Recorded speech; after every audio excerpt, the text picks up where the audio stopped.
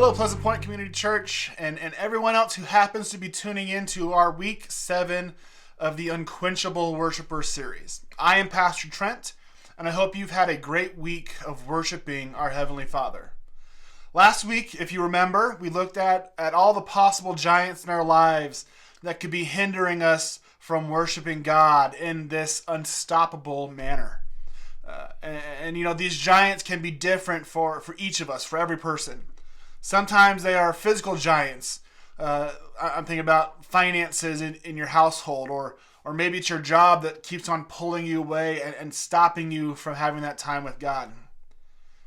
Other times, these giants can be emotional or relational in nature.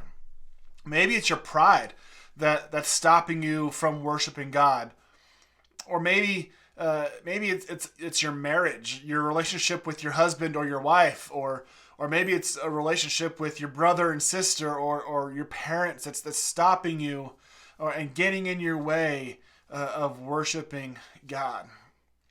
But the answer we got last week was that we need to be bold in our worship and overcome these issues. We have to take that first step to overcome and ask God for more boldness as we worship Him. We can't let the giants get in the way, be roadblocks of our worship. And if you need to take another week to focus on those giants, I'd encourage you to do so. In a lot of ways, I felt like last week's topic could have been the very first chapter in the book or in our study. If we're inhibited in any way in our worship, then none of the other topics or styles of worship are going to matter all that much. And I don't want you to get discouraged. These giants, they can be difficult, and it may take a minute or so to defeat them. In fact, something big enough to be considered a giant will probably take longer than just a week to overcome. So if you need to talk to someone to help work through these thoughts, work through your thoughts, I'm available. Reach out to me, and I'd love to talk to you about them. Anyways, we have a new topic this week, and we're going to take a look at a new style of worshiper. This week, we're going to be diving into the unnoticed worshiper. The unnoticed worshiper is someone who worships with everything they are without the desire to be seen. This definitely isn't the most popular type of worshiper, right? In fact, it's actually the exact opposite of being the most popular type. This type of worshiper is not looking for attention, either from the world or from other believers. This person's offerings of worship are typically private. They will worship and probably prefer to do so in a non-public forum when no one else is around. And this type of worshiper has pure motives, has true motives for their worship. So let's start looking at this topic by looking at Luke chapter 21 verses 1 through 4. And this is the story of the poor widow. While Jesus was in the temple, he watched the rich people dropping in their coins into the collection box. Then a poor widow came by and dropped 2 small coins. I tell you the truth, Jesus said. The poor widow has given more than all the rest of them, for they had given just a tiny part of their surplus.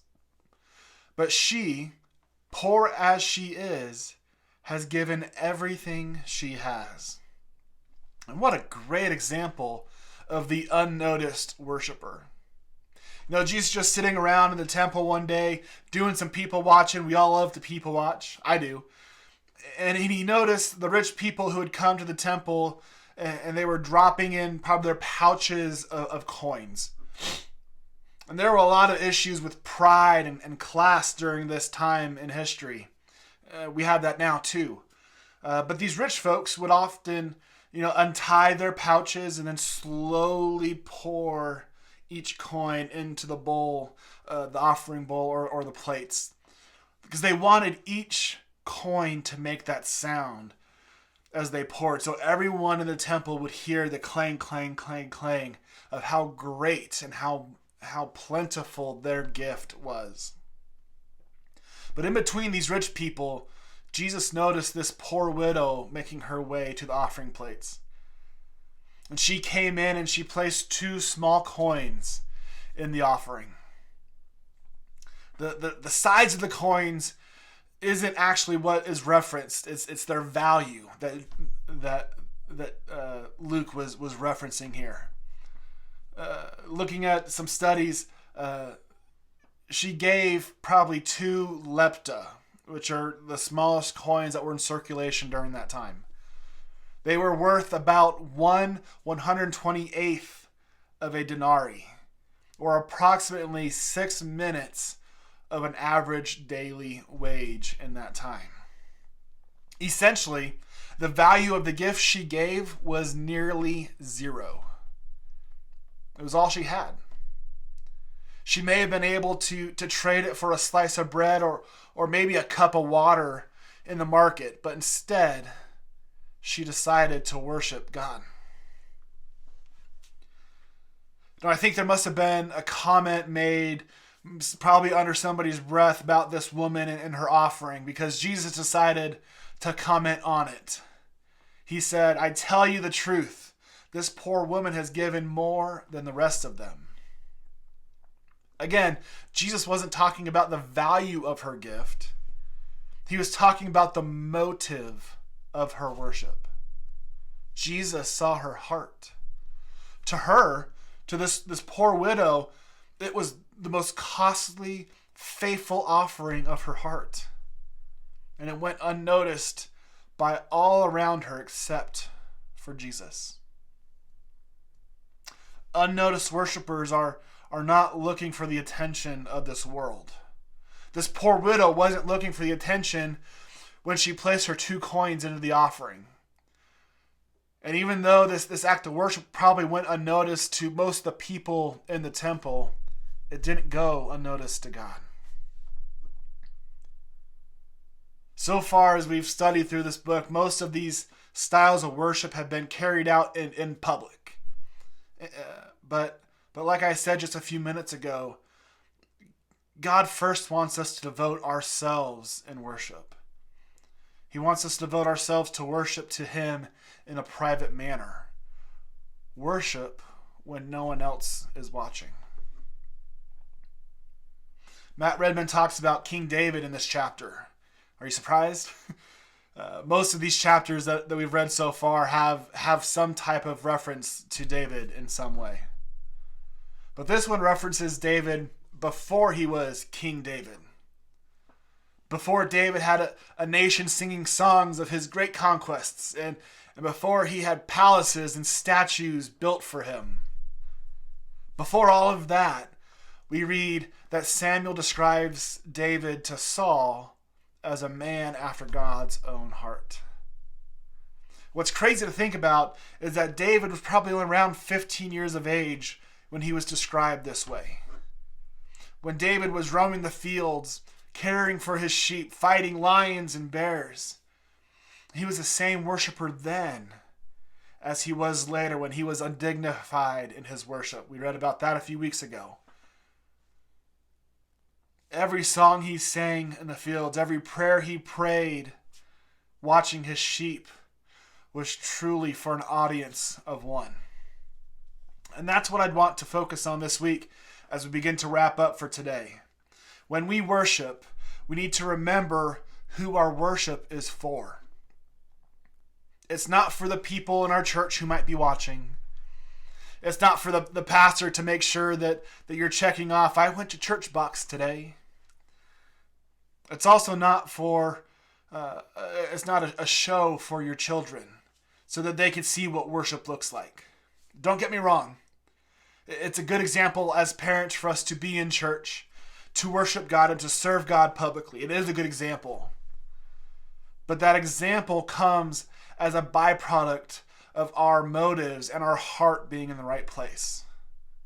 God calls us to ruthlessly check the motives of our hearts.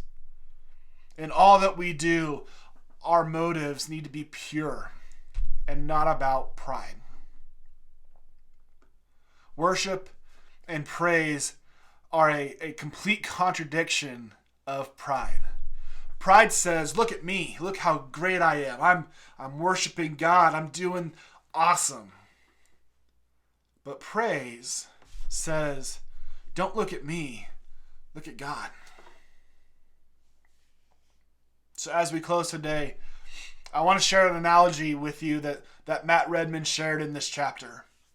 And he was talking about the design of a boat and what needs to happen for the boat to work properly. He says, in the design of a boat, what's below the waterline must always outweigh what's above the waterline. Otherwise, the first sign of a strong wind or strong waves will cause the boat to capsize. It's the same with our hearts too. Things can look impressive on the outside. We could be sitting in church, raising our hands, closing our eyes, looking like we're deep in worship.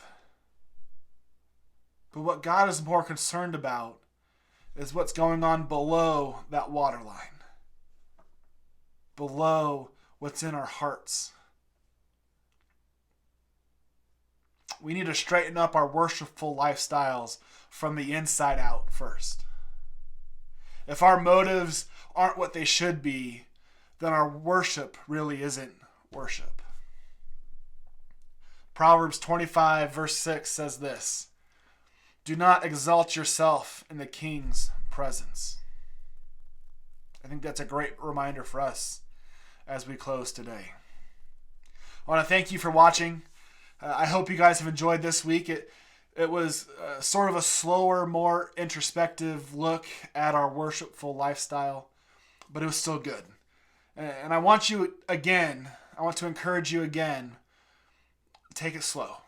If you're still stuck on getting over the giants of last week, stay there. Work on a single challenge before you take on another one. Maybe this week's topic of getting right with God first is what you need to do as well. Focus your worship on your heart first, and then start to tackle your giants. But whatever you do, don't give up on worship. David wrote many songs in the Psalms that expressed frustration, but yet he still worshiped. If you know someone who needs to see this week's video or any of the past videos, I ask you to share that with them or comment their name below and let them see this as well. I hope you guys have a great week. Grace and peace. Bye.